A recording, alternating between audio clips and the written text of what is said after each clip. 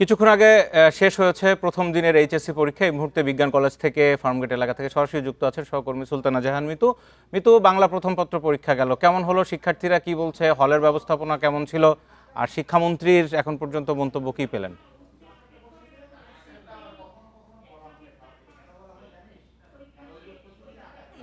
পরীক্ষা মাত্রই শেষ হলো। আপনাকে যদি আমি একটু দেখাই, ছাত্ররা পরীক্ষা দিয়ে বের হচ্ছে। এখানে সরকারি বিজ্ঞান কলেজ কেন্দ্র থেকে অনেককেই হাসি খুশি দেখেছি, কথা বলেছি। তারা বলছেন যে প্রথম দিনের পরীক্ষা তাদের বেশ ভালোই হয়েছে। তারা আশা করছেন বাকি পরীক্ষাগুলো ভালো হবে।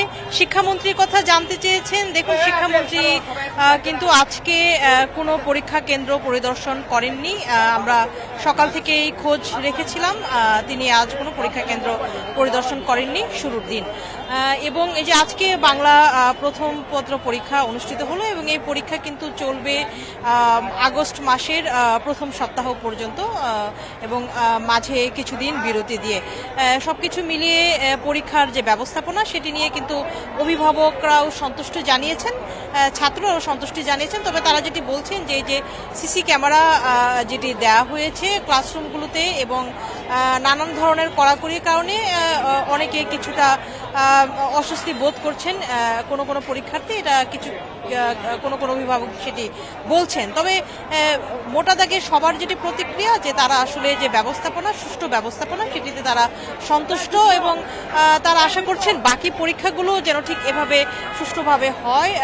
গুজব বা প্রশ্ন ফাঁসের মতো কোনো অপ্রীতিকর ঘটনা যেন না ঘটে। আপনি জানেন যে এবার অভিন্ন প্রশ্নপত্রে 9টি শিক্ষা বোর্ডে পরীক্ষা হচ্ছে। আগামী বছর থেকে চেষ্টা করা হবে বাকি যে 2টি শিক্ষা বোর্ড, কারিগরি এবং মাদ্রাসা শিক্ষা বোর্ড, সেখানেও যে সাধারণ বিষয়গুলি আছে বাংলা ইংরেজি, সেগুলো অভিন্ন প্রশ্নপত্রে যেন নেওয়া যায়, সেই চেষ্টাটি সরকার করবে, সেটি জানানো হয়েছে।